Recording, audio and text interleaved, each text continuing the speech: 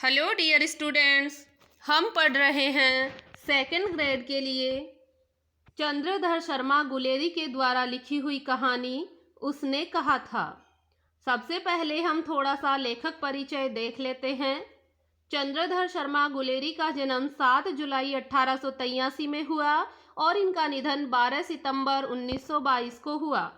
जन्म स्थान जयपुर राजस्थान है और मूल निवास स्थान गुलेर नामक ग्राम, जिला कांगड़ा, हिमाचल प्रदेश। रचनाएं या इन रचनाओं में इनकी कहानियां हैं 3। सुखमय जीवन, बुद्धू का कांटा, उसने कहा था। तो इनकी 3 प्रसिद्ध कहानियां हैं जिनमें से हम पढ़ेंगे उसने कहा था।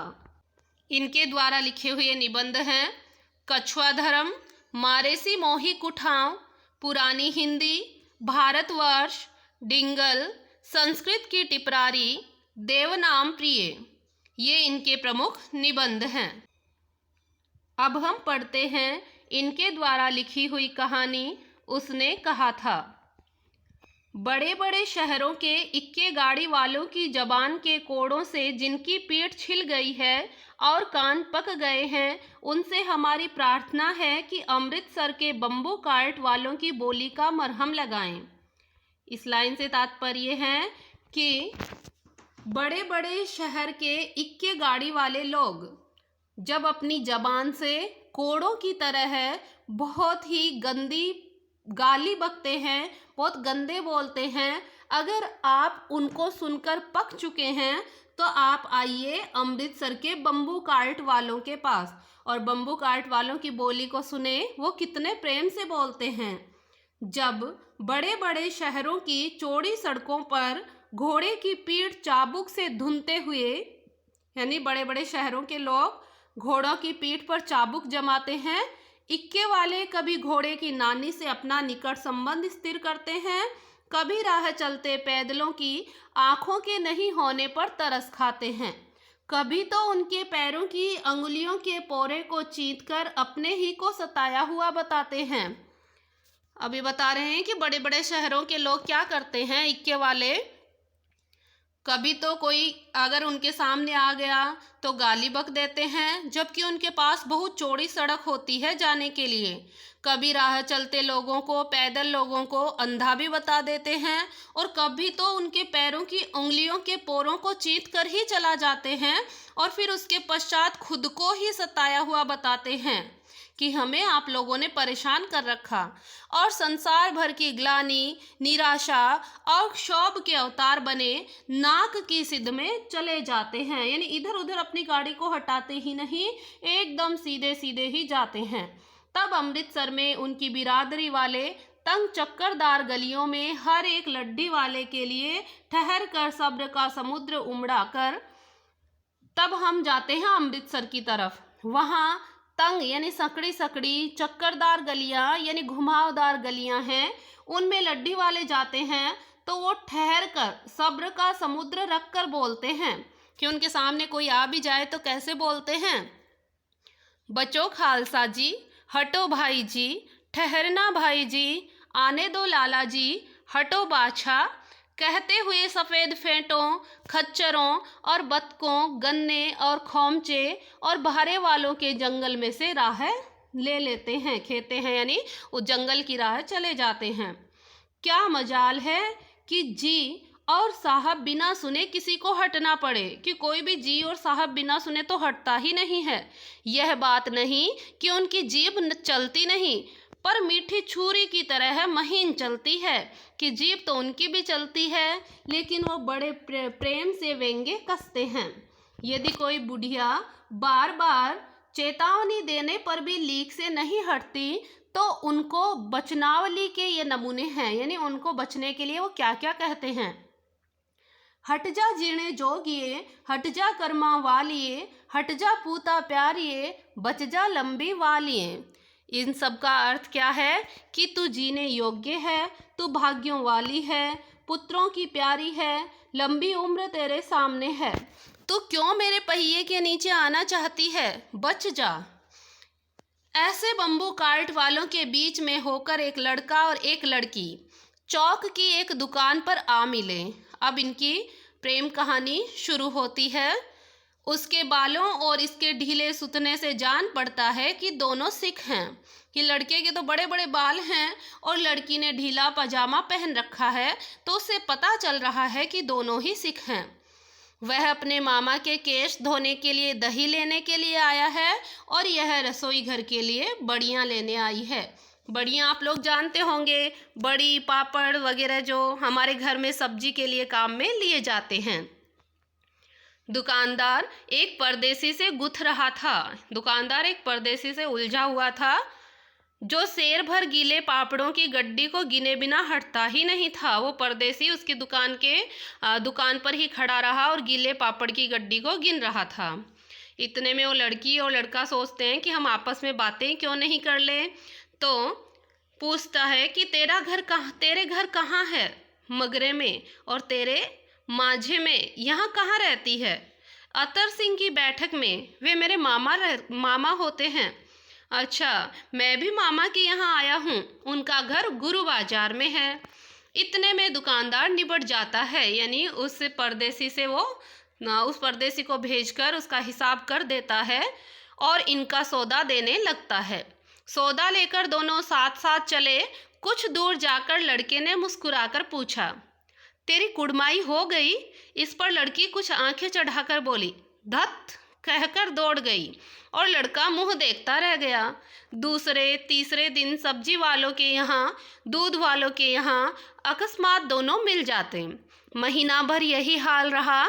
2-3 बार लड़के ने फिर पूछा, तेरी कुड़माई हो गई? और उत्तर में वही धत मिला। एक दिन जब फिर लड़के ने वैसे ही हंसी में चिढ़ाने के लिए पूछा तो लड़की लड़के के संभावना के विरुद्ध बोली, हाँ हो गई। कब? कल। देखते नहीं, यह रेशम का कढ़ा हुआ सालू कि दिख नहीं रहा क्या? मेरा रेशमी जो दुपट्टा है, रेशम का दुपट्टा जो कढ़ा हुआ है कढ़ाई से। लड़की भाग गई। लड़के ने घर की राह ली। रास्ते में एक लड़के को मोरी में ढकेल दिया, एक छबड़ी वाले की दिन भर की कमाई खो दी, यानी उसकी छबड़ी गिरा दी, एक कुत्ते को पत्थर मारा और एक गोभी वाले के ठेले में दूध उड़ेल दिया। यानी वो घर जा रहा है लेकिन उसकी स्थिति बहुत ही अजीब सी हो गई। सामने नहाकर आती हुई किसी वैष्णवी से टकराकर अंधे की उपाधि पाई। किसी नहाकर आती हुई किसी धार्मिक स्त्री से टकरा गया तो इस वजह से उस वैष्णवी ने उसको अंधा है क्या ऐसा कहा। तब कहीं जाकर वह घर पहुंचा। इस प्रकार से पहला पार्ट खत्म होता है। अब 25 वर्षों के बाद दूसरा पार्ट, ये मतलब समय बता रहे हैं, लगभग 25 वर्ष बीत चुके हैं उसके पश्चात का। राम राम, यह भी कोई लड़ाई है? दिन रात खंदकों में बैठे हड्डियां अकड़ गई। लुधियाना से 10 गुना जाड़ा और मेह और बर्फ ऊपर से। आपको पता है प्रथम विश्व युद्ध की घटना का वर्णन है ये, जो 1914 से लेकर 1918 के मध्य लड़ा गया था। तो वहाँ अपने भारतीय सिपाहियों को भी भेजा गया था।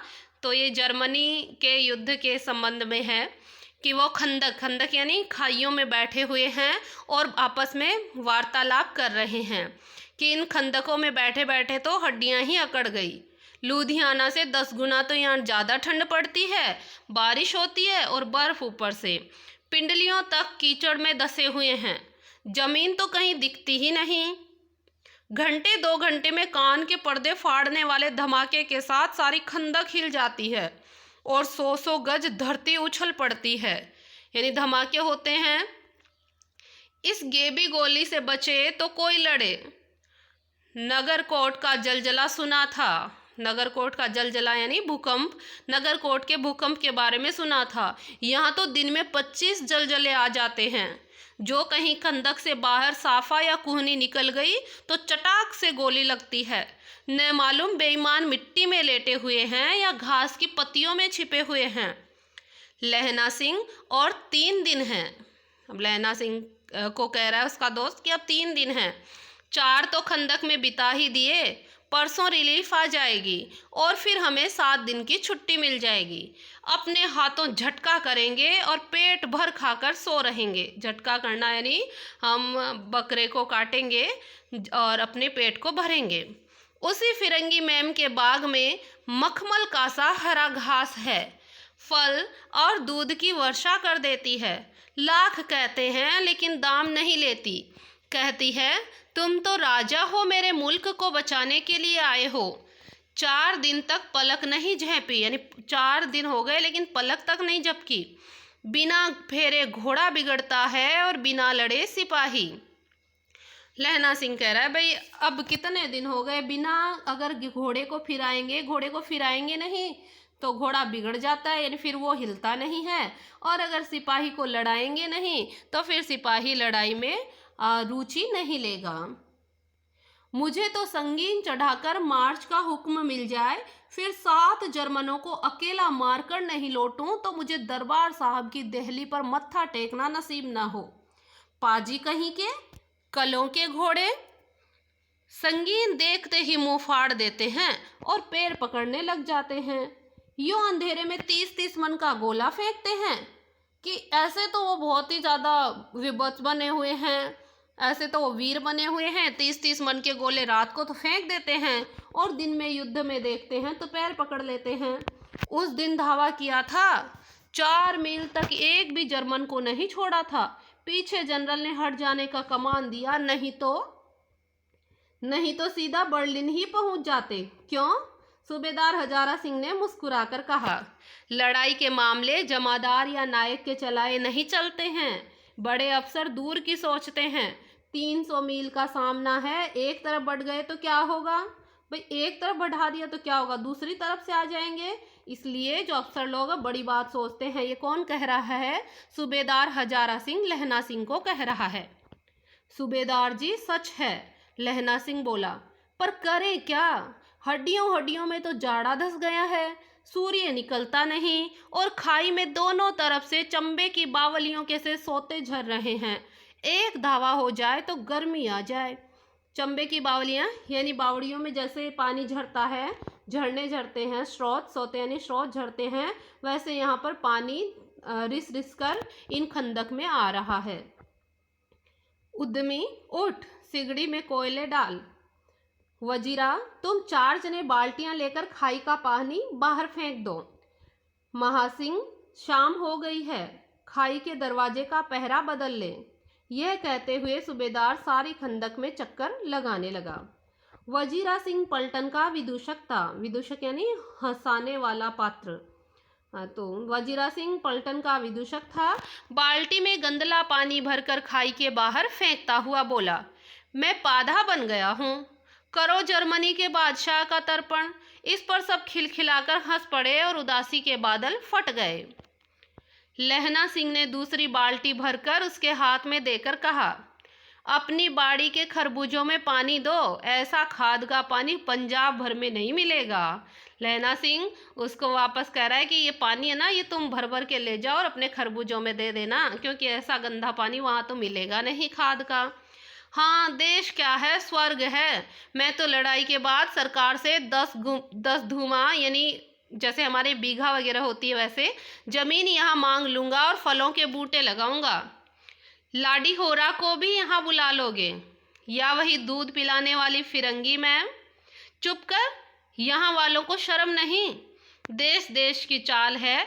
आज तक मैं उसे समझा न सका कि सिख तंबाकू नहीं खाते। अब ये कोई फिरंगी मैम की बातें कर रहे हैं तो उनके बारे में कह रहे हैं कि मैंने उनको कितना समझाया कि हम सिख लोग तंबाकू नहीं खाते हैं।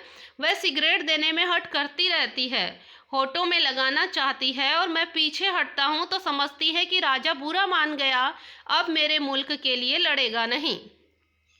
अच्छा, अब बोधा सिंह कैसा है? वो पूछ रहा है लहना सिंह कि अब बोधा सिंह कैसा है? अच्छा है, जैसे मैं जानता ही न हूँ। रात भर तुम उसे अपने कंबल को ओढ़ाते हो और आप सिगड़ी के सहारे रात गुजार लेते हो। उसके पहरे पर आप पहरा दे आते हो, अपने सूखे लकड़ी के तख्तों पर उसे सुलाते हो और आप कीचड़ में पड़े रहते हो। कहीं तुम न मांदे पड़ जाना, मांदे यानी बीमार, कहीं तुम बीमार मत पड़ जाना लहना सिंह। जाड़ा क्या है, मौत है, और निमोनिया में मरने वालों को तो मुरब्बे नहीं मिला करते, यानी मरने के पश्चात कुछ ज़मीन मिलती, वो ज़मीन भी नहीं मिलती है। निमोनिया से, क्योंकि बीमार होके मर जाते हैं उनको।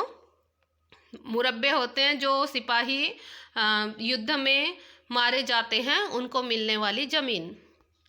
मेरा डर मत करो, मैं तो बुलेल की खंड के किनारे ही मरूंगा। लहना सिंह कह रहा है मेरा तो चिंता मत करो, मैं तो बुलेल की खंड के किनारे ही मरूंगा। भाई कीरत सिंह की गोद पर मेरा सिर होगा। ये कीरत सिंह कौन है? लहना सिंह का भाई है। भाई कीरत सिंह की गोदी पर मेरा सिर होगा और मेरे हाथ के लगाए हुए आंगन के आम की पेड़ की छाया होगी। वजीरा सिंह ने त्योरी चढ़ाकर कहा, क्या मरने की बात लगाई है? मरे जर्मनी और तुर्क। हाँ भाइयों, कैसे? अब वजीरा सिंह कोई गाना गाता है। दिल्ली शहर ते पिशोर नू जांदिए, कर लेना लोंगा दा बपार मंडिए, कर लेना नादेड़ा सौदा अड़िए, ओए लाना चटाका कंदुए नू, कै बनाया वे मजेदार गोरिए, हुण लाना चटाका कदुए नू। कौन जानता था कि दाढ़िया वाले घर बारी सिख ऐसे लुच्चों के गीत गाएंगे? पर सारी खंदक इस गीत से गूंज उठी और सिपाही फिर ताजे हो गए, मानो 4 दिन से सोते और मौज ही करते रहे हों। ये गाना वगैरह 12th के सिलेबस में भी ये कहानी चला करती थी, लेकिन उसमें ये नहीं था क्योंकि ये बच्चों के लायक नहीं था। इसमें थोड़ी सी प्रेम की भाषा ज़्यादा है, तो इस वजह से इसको वहाँ से हटा दिया था। तीसरा भाग शुरू होता है। दोपहर रात गई है, यानी दोपहर रात बीत चुकी, अंधेरा है, सन्नाटा छाया हुआ है। बोधा सिंह खाली बिस्किट के 3 टिनों पर, टिन जानते हैं बिस्किट के खाली हुए टिन पर, अपने दोनों कंबल बिछाकर और लहना सिंह के 2 कंबल और एक बरान कोट ओढ़कर सो रहा है।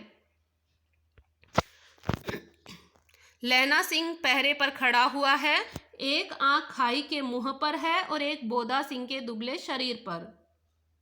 बोधा कराहा, यानी बोधा तड़पा कराहा। ये बोधा सिंह कौन है? हजारा सिंह का बेटा है। क्यों बोधा भाई, क्या है? पानी पिला दो।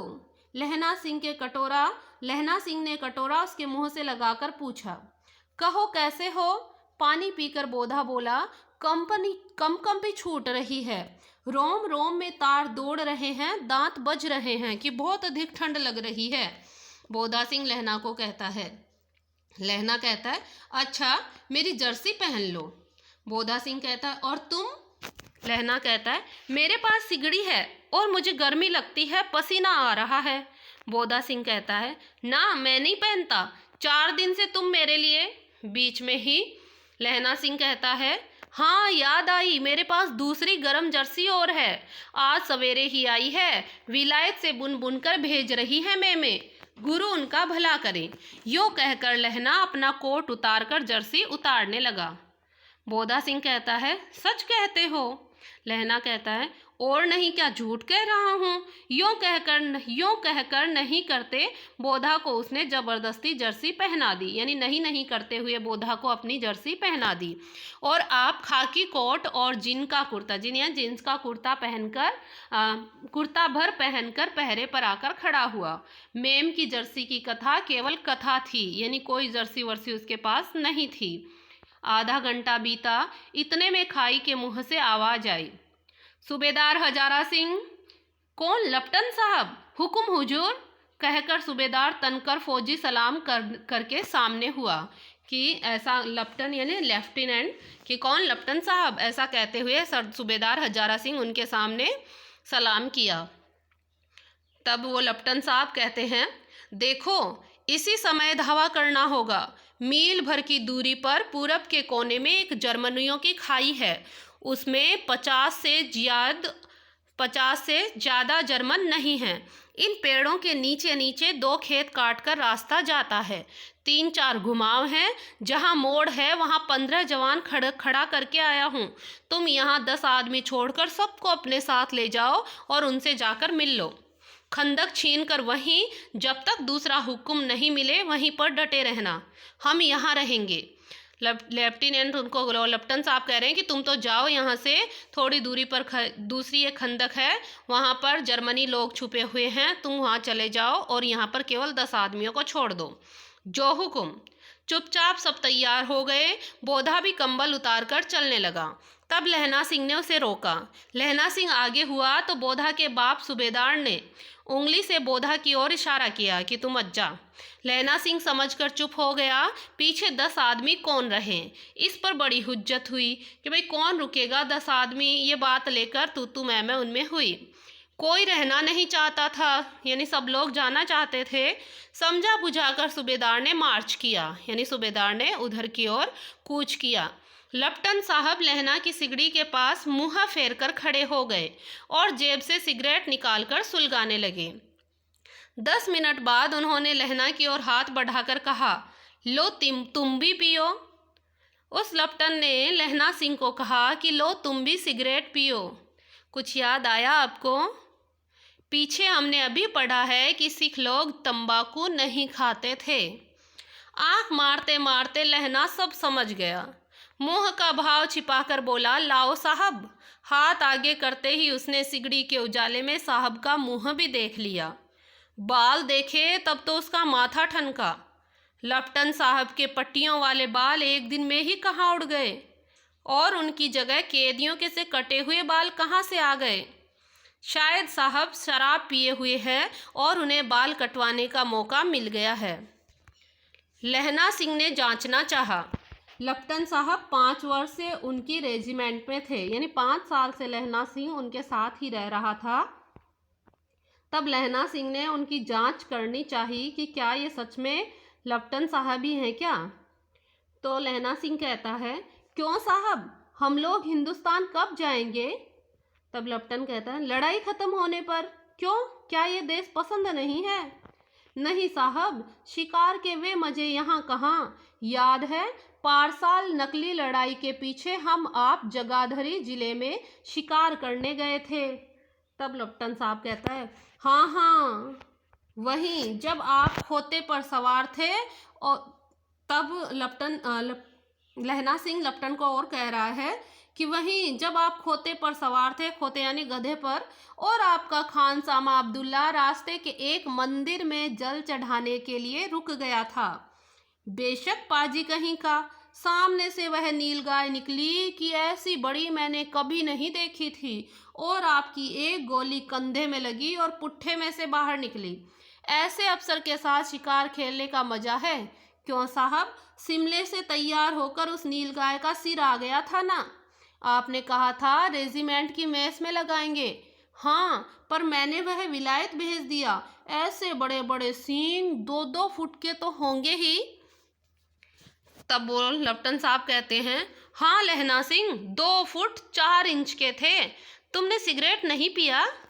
पीता हूँ साहब, दिया सलाई लेकर आता हूँ, कहकर लहना सिंह खंदक में घुसा। अब उसे संदेह नहीं रहा था, यानी अब उसके बात जो थी वो पूरी की पूरी समझ में आ गई थी। अब उसको बिल्कुल भी शंका नहीं थी। उसने झटपट निश्चय कर लिया कि अब क्या करना चाहिए। अंधेरे में किसी सोने वाले से वह टकराया। कौन? वजीरा सिंह। अब वो टकरा कर कहता, कौन, वजीरा सिंह हो क्या? हाँ, क्यों लहना, क्या कयामत आ गई है? जरा तो आंख लगने दी होती कि थोड़ी देर तो सोने देता। कौन सी कयामत आ गई? भाग 4 शुरू होता है। होश में आओ, कयामत आई है और लेफ्टिनेंट साहब की वर्दी पहन कर आई है। क्या?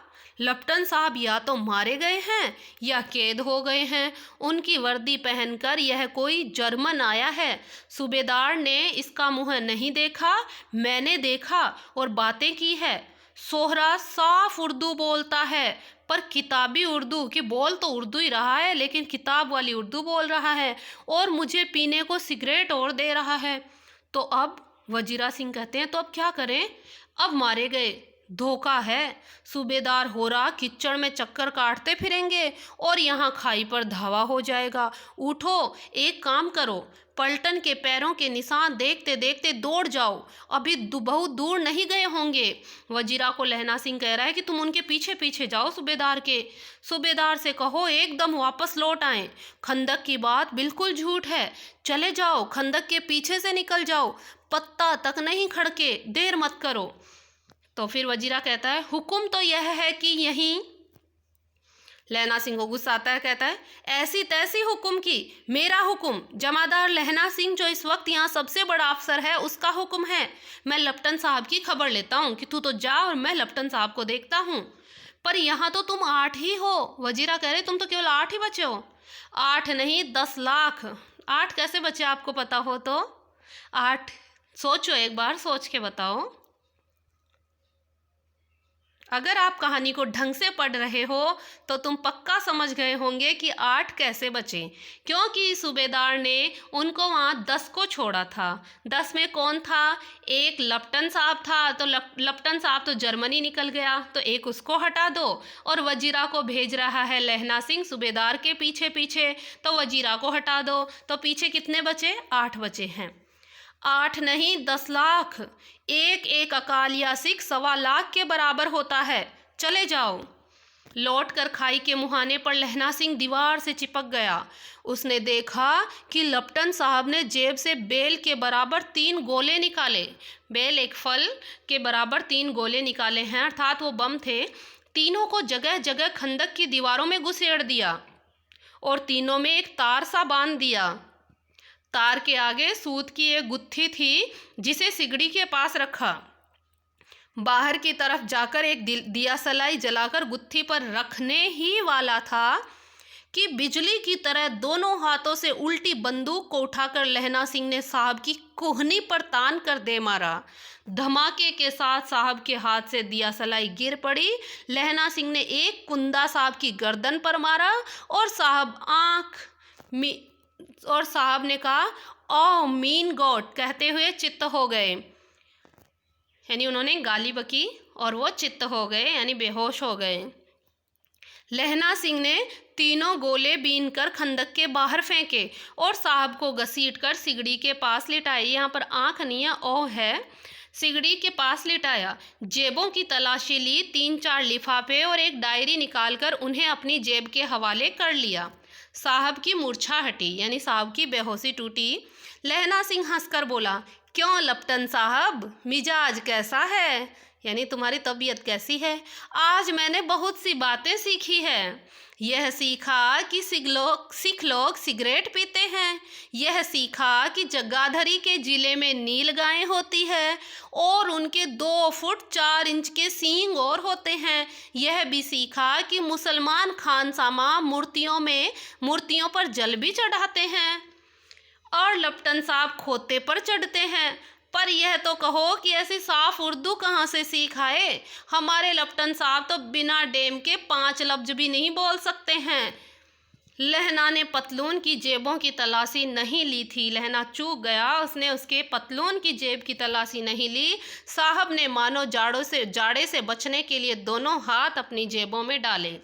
लहना सिंह कहता गया, चालाक तो बड़े हो, पर मांझे का लहना इतने बरस लपटन साहब के साथ रहा है। उसे चकमा देने के लिए 4 आंखें चाहिए। 3 महीने हुए एक तुर्की मौलवी मेरे गांव में आया था। अब लहना सिंह कोई कहानी सुना रहा है, पहले की बात बता रहा है कि एक तुर्की मौलवी मेरे गांव आया था। औरतों को बच्चे होने के ताबीज बांटता था और बच्चों की दवाई देता था। चौधरी के बड़ के नीचे मंजा यानी चारपाई बिछाकर हुक्का पीता रहता था और कहता था कि जर्मनी वाले बड़े पंडित हैं, वेद पढ़ कर उसमें से विमान चलाने की विद्या जान गए हैं। गौ को नहीं मारते हैं, गौ यानी गाय को नहीं मारते। हिंदुस्तान में आ जाएंगे तो गौ हत्या बंद ही करवा देंगे। मंडी के बनियों को बहकाता कि डाक खाने से रुपया निकाल लो, सरकार का राज्य जाने वाला है। डाक बाबू पोलू राम भी डर गया था। मैंने मुल्ला जी की दाढ़ी मूंड दी थी और गांव से बाहर निकाल कर कहा कि जो मेरे गांव में अब पैर रखा तो। इतना ही बोला, इतने में साहब की जेब में से पिस्तौल चला और लहना की जांघ में गोली लगी। इधर लहना की हेनरी मार्टिन के 2 फायरों ने साहब की कपाल क्रिया बंद करवा दी। इधर लहना सिंह ने भी 2 फायर किए और जो लपटन साहब के रूप में आया था जर्मनी, वो मारा गया। धड़ाका सुनकर सब दौड़ पड़े। बोधा चिल्लाया, क्या है? लहना सिंह ने उसे यह कहकर सुला दिया कि एक हड़का हुआ कुत्ता आया था, यानी पागल हुआ कुत्ता आया था, मार दिया और औरों से सब हाल कह दिया। सब बंदूकें लेकर तैयार हो गए। लहना ने साफा फाड़ कर घाव के दोनों तरफ पट्टियां कसकर बांध ली। घाव मांस में ही था, पट्टियों के कसने से लहू निकलना बंद हो गया। इतने में 70 जर्मन चिल्लाकर खाई में घुस पड़े। सिखों की बंदूकों की बाढ़ ने पहले धावे को रोक दिया, यानी लहना सिंह के दोस्तों ने, उनके सखों ने और जर्मनी लोगों के बीच में जब बंदूकें चलने लगी तो लहना सिंह की जो पलटन थी उन्होंने जर्मन लोगों को पहले धावे में रोक दिया, दूसरे को रोका। पर यहाँ तो ये तो 8 थे। लहना सिंह तक कर मार रहा था। वह खड़ा था और सब लेटे हुए थे। लहना सिंह एक एक करके मार रहा था। सारे लोग तो लेटे हुए मार रहे थे और लहना सिंह खड़ा खड़ा बंदूक चला रहा था। और वे थे 70। अपने मुर्दा भाइयों के शरीर पर चढ़कर जर्मन आगे घुसे आते थे। थोड़े से मिनटों में वे अचानक आवाज आई, मतलब इतने में वजीरा पहुंच गया था और वो सूबेदार को लेकर वापस आ गया था। इतने में अचानक आवाज आई, वाह गुरुजी की फतह है, वाह गुरुजी का खालसा। और धड़ाधड़ बंदूकों के फायर जर्मनों की पीठ पर पड़ने लगे। एन मौके पर जर्मन 2 चक्की के पाटों के बीच में फंस गए थे, क्योंकि आगे तो लहना सिंह वाली खंदक थी और पीछे से सूबेदार हजारा सिंह के लोग आ गए। पीछे से सूबेदार हजारा सिंह के जवान आग बरसाते थे और सामने लहना सिंह के साथियों के संगीन चल रहे थे। पास आने पर पीछे वालों ने भी संगीन पिरोना शुरू कर दिया। एक किलकारी और उठी, अकाल सिखा दी फौज आई, वाह गुरुजी दी फतह है, वाह गुरुजी दा खालसा, सत श्री अकाल पुरख। और लड़ाई खत्म हो गई। 63 जर्मन या तो खेत रहे थे या कराह रहे थे, यानी या तो वो गिर गए थे, मर चुके थे, और कुछ कराह रहे थे। सिखों में 15 के प्राण गए थे। सिखों में से 15 मारे गए। सूबेदार के दाहिने कंधे में से गोली आर पार निकल गई। लहना सिंह की पसली में एक गोली लगी। उसने घाव को खंदक की गिल्ली मिट्टी से पूर लिया और बाकी का साफा कस कर कमरबंद की तरह लपेट लिया। किसी को खबर भी नहीं हुई कि लैना को दूसरा घाव लगा है और भारी घाव लगा है। लड़ाई के समय चांद निकल आया था, ऐसा चांद जिसके प्रकाश से संस्कृत कवियों का दिया हुआ क्षय नाम सार्थक होता है। और हवा ऐसी चल रही थी जैसी बाणभट्ट की भाषा में दंत वीणोपदेशाचार्य कहलाती। वजीरा सिंह, दंत वीणोपदेशाचार्य का मतलब है दांत किटकिटाने वाली। वजीरा सिंह कह रहा था, कैसे मन भर फ्रांस की भूमि मेरे बूटों से चिपक रही है।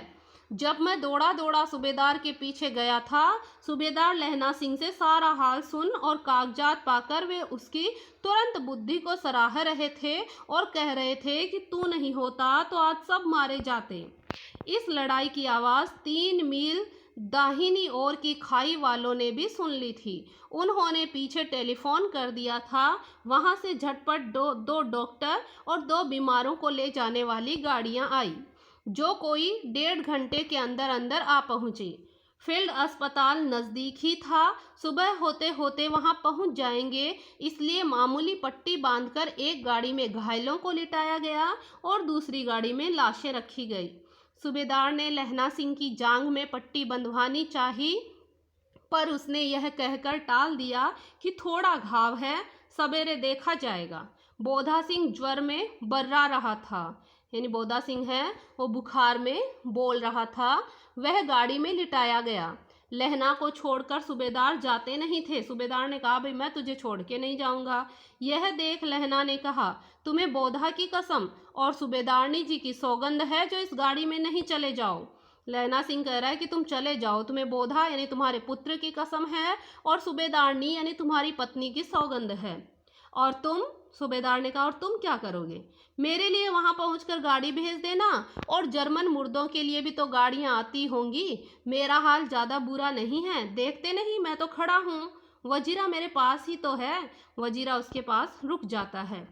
अच्छा, पर बोधा गाड़ी पर लेट गया। भला आप भी चढ़ जाओ, कि अब आप किसका इंतजार कर रहे हो, आप भी गाड़ी में बैठ जाओ। सुनिए तो, सूबेदारनी होरा को चिट्ठी लिखो तो मेरा मत्था टेकना लिख देना। अब लहना सिंह कह रहा है कि जब अपनी सूबेदारनी यानी अपनी पत्नी को पत्र लिखो तो उस समय मेरा भी प्रणाम लिखना, और जब घर जाओ तो कह देना कि मुझसे जो उसने कहा था वह मैंने कर दिया, कि जो उसने कहा था वह मैंने कर दिया। ये कौन कह रहा है? लहना सिंह। किसको कह रहा है? सूबेदार को कह रहा है। गाड़ियां चल पड़ी थी। सूबेदार ने चढ़ते चढ़ते लहना का हाथ पकड़कर कहा, तैने मेरे और बोधा के प्राण बचाए हैं, लिखना कैसा रहे साथ ही घर चलेंगे। अपनी सूबेदारनी को तू ही कह देना उसने क्या कहा था। सूबेदार पूछा, भाई कहा क्या था? अब आप गाड़ी पर चढ़ जाओ, मैंने जो कहा वह लिख देना और कह भी देना कि भाई मैंने जो कह दिया ना वही लिख देना पत्र में और वही कह देना, बस आप गाड़ी पर अब चले जाओ। गाड़ी के जाते ही लहना लेट गया। वजीरा पानी पिला दे और मेरा कमरबंद खोल दे, तर हो रहा है, यानी खून से तरबतर हो गया था उसका कमरबंद। मृत्यु के कुछ समय पहले स्मृति बहुत साफ हो जाती है, जन्म भर की घटनाएं एक एक करके सामने आती है, सारे दृश्यों के रंग साफ होते हैं, समय की धुंध बिल्कुल उन पर से हट जाती है। यानी जब मनुष्य मरने वाला होता है तो उसको पुरानी सारी यादें उसकी आंखों के आगे तैर जाती है। लहना सिंह 12 वर्ष का था। अमृतसर में मामा के यहाँ आया हुआ है। दही वाले के यहाँ, सब्जी वाले के यहाँ, हर कहीं उसे एक 8 वर्षीय लड़की मिल जाती है। जब वह पूछता है तेरी कुड़माई हो गई, तब धत कहकर वह भाग जाती है। और एक दिन उसने वैसे ही पूछा तो उसने कहा, हाँ कल हो गई। देखते नहीं है रेशम की फूलों वाला सालू। सुनते ही लहना सिंह को दुख हुआ, क्रोध हुआ। क्यों हुआ? अब आप भी समझ गए होंगे बात क्या हो रही है। ये जो बच्चा हम पढ़ रहे थे बम्बू कार्ट अमृतसर वाला, वो बच्चा ये लहना सिंह ही है। वजीरा पानी पिला दे। 25 वर्ष बीत गए। कितने साल हो गए उसके बाद? 25 वर्ष हो गए। अब लहना सिंह नंबर 77 रेफल्स में जमादार हो गया है। उस 8 वर्ष की कन्या का ध्यान ही नहीं रहा कि उस कन्या को वह अब भूल गया। काफ़ी समय बीत गया, न मालूम वह कभी मिली थी या नहीं। 7 दिन की छुट्टी लेकर जमीन के मुकदमे के पैरवी करने के लिए वह घर गया। वहाँ रेजिमेंट के अफसर की उसे चिट्ठी मिली कि यानी जमीन के मुकदमे के लिए वो अपने घर गया था।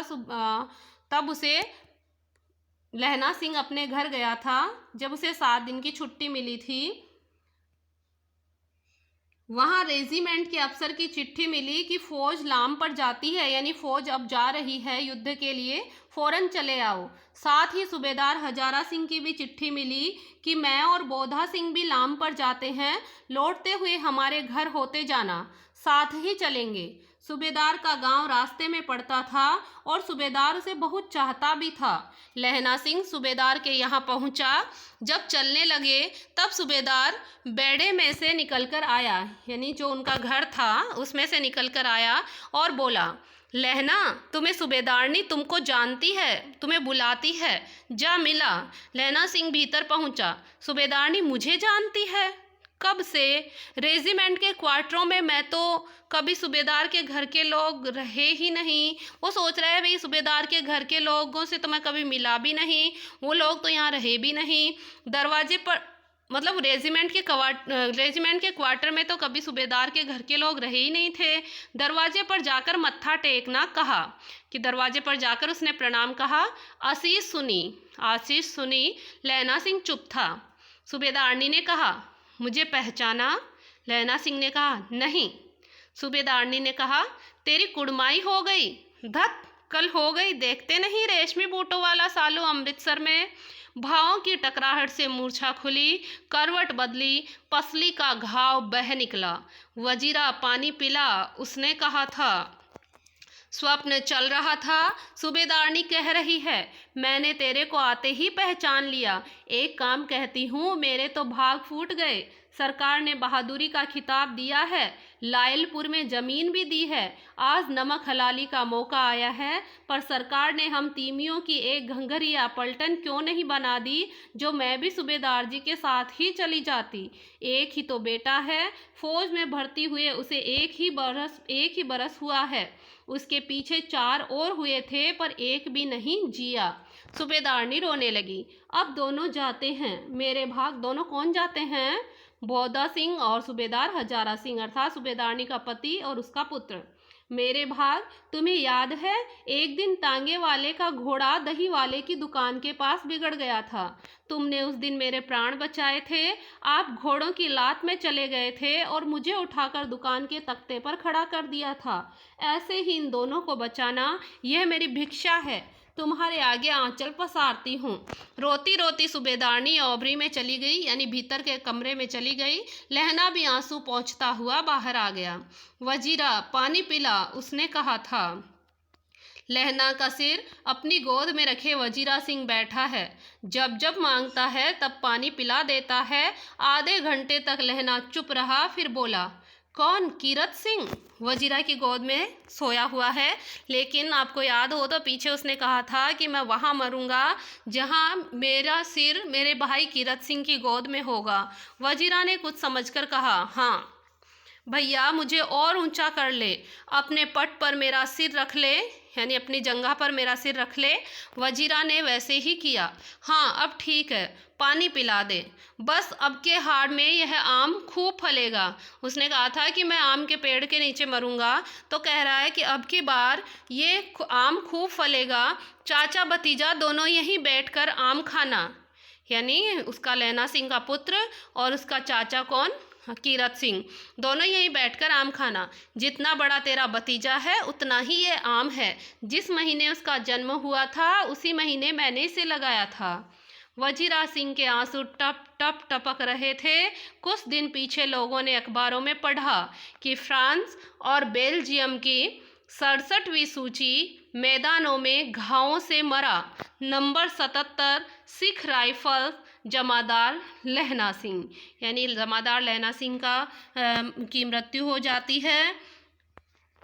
और उसने कहा था, ये सूबेदारनी ने कहा था, उसके लिए कहा गया है।